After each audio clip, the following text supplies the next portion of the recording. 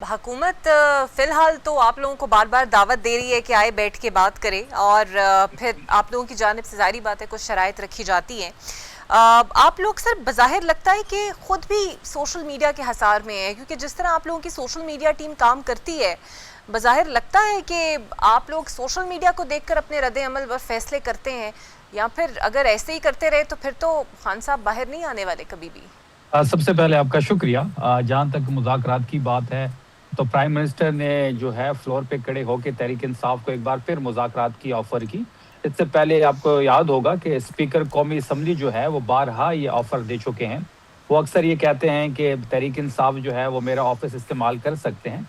हम सियासी लोग हैं, सियासी लोग जो होते हैं वो बातचीत पे ही बिलीव करते हैं, बातचीत से ही चीज़ आगे बढ़ सकती है। लेकिन इनको भी अपनी रवैयों पे जो है वो नज़रसानी करनी पड़ेगी।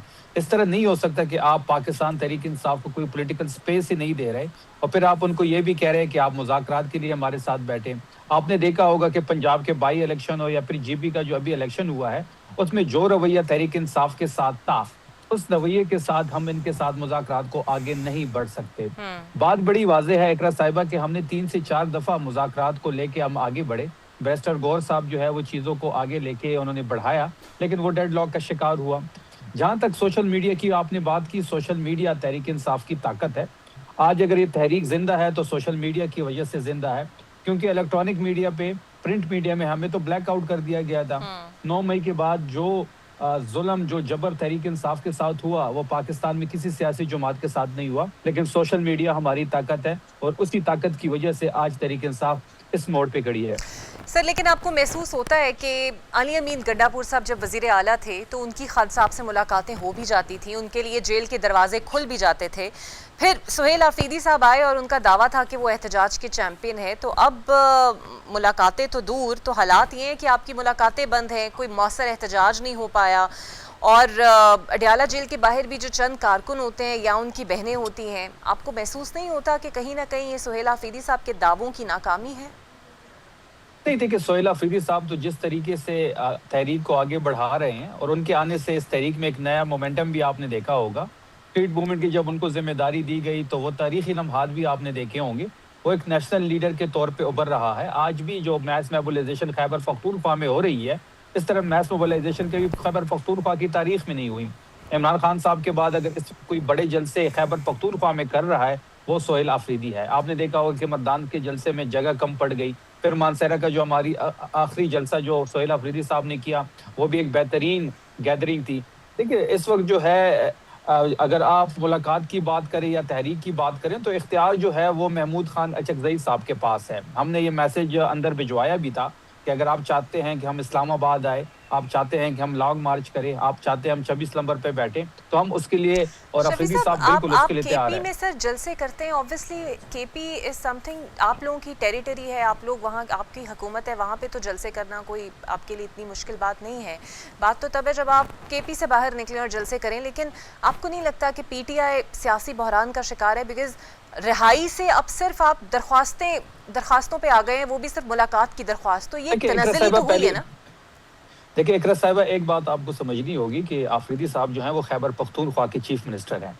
फिर एक और चीज़ भी आपको देखनी पड़ेगी कि 9 मई के से लेके आज तक हमें पंजाब में कोई एनओसी नहीं मिली।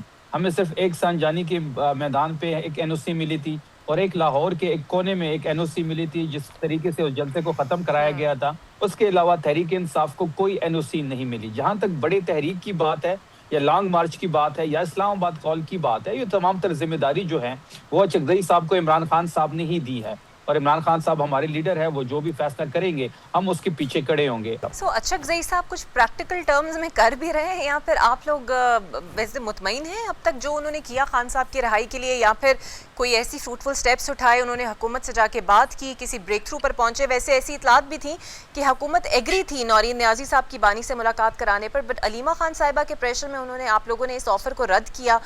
एक मुलाकात हो ही रही थी तो आप उस अपॉर्चुनिटी को अवेल करते? देखिए भैया, तो बेहतर आपको खान साहब की फैमिली ही बता पाएंगी।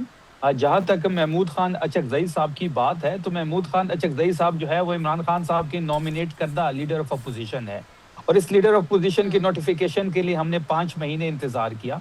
और जब स्ट्रीट मूवमेंट चलाई गई, जब प्रेशर बढ़ा, जब मोमेंटम बना, अफरीदी साहब ने जब प्रेशर बढ़ाया, तो उस ज़मन में हमें 2 नोटिफ़िकेशन मिले थे, एक महमूद खान अचकज़ई साहब का और एक अलामा नासिर साहब का। जैसे कि मैंने पहले भी अर्ज़ किया कि हम ये मैसेज भिजवा चुके थे, हमने अंदर से ये इजाज़त लेनी चाहिए थी। अंदर से हमें ये मैसेज आया कि आपने जो भी फ़ैसला करना होगा, वो महमूद खान अचकज़ई साहब से कंसल्ट करने के बाद करना होगा। हमने फिर इस ज़मन में उनसे मुलाकात भी की। अब उनकी मर्ज़ी है, उनका सवाबदीद है कि वो मुज़ाकरात की तरफ चलते हैं या फिर मज़म्मत की तरफ चलते हैं। अगर मुज़ाकरात की तरफ चलते हैं तो फंडामेंटल पॉइंट्स कुछ हम उनके साथ एग्री कर चुके हैं, जिसमें हमारी मैंडेट की वापसी है, जिसमें फ्रेश इलेक्शन है, जिसमें नया ईसीपी की तैनाती है, 64,000 एफआईआर्स की वापसी है, 22,000 लोग जो जेल जा चुके हैं उनकी वापसी की बात है।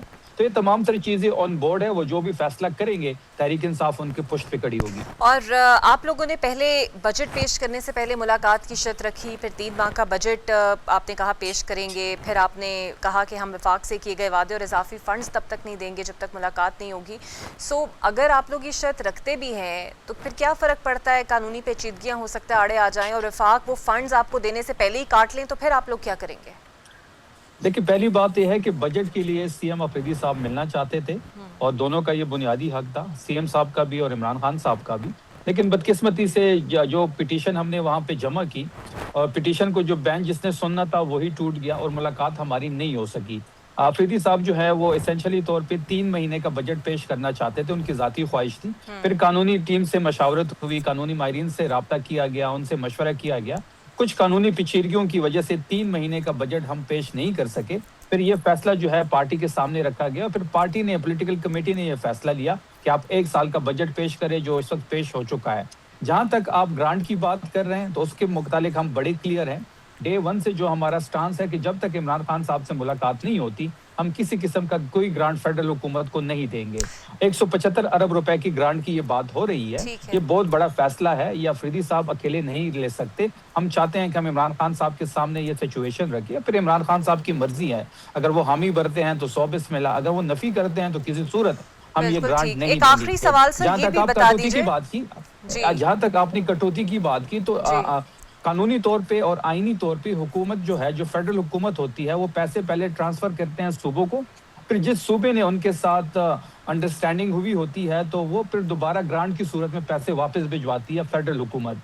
अगर हुकूमत ट्रांसफर से पहले ये पैसे काटती है तो ये गैर कानूनी, गैर आईनी होगा और इसके खिलाफ हर फोरम पे मुकदमा लड़ा जाएगा। अच्छा शफी साहब, आपके जो ऑफिशियल पीटीआई के पेजेस से आजकल जो मवाद पोस्ट हो रहा है वो फिर से मक्तरा और रियासत मुखालिफ है, और अक्सर ऐसा होता है कि कुछ मवाद को आप लोग इन ऑफिशियल अकाउंट से ओन कर लेते हैं, पिक एंड चूज़ करते हैं, कुछ से आप डिसोन कर देते हैं।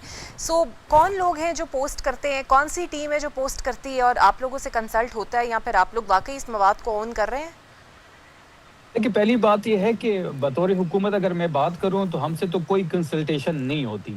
सोशल मीडिया के जितने भी हमारे ऑफिशियल पेजेस हैं ये बाहर से चलाए जाते हैं और आपको ये भी पता होगा कि इसके बारे में काफ़ी केसेस भी हो चुके हैं और काफ़ी जो नेटवर्क्स हैं उनको लिखा भी गया है, जो फोरम्स हैं उनको लिखा भी गया है उनके बैन करने के लिए।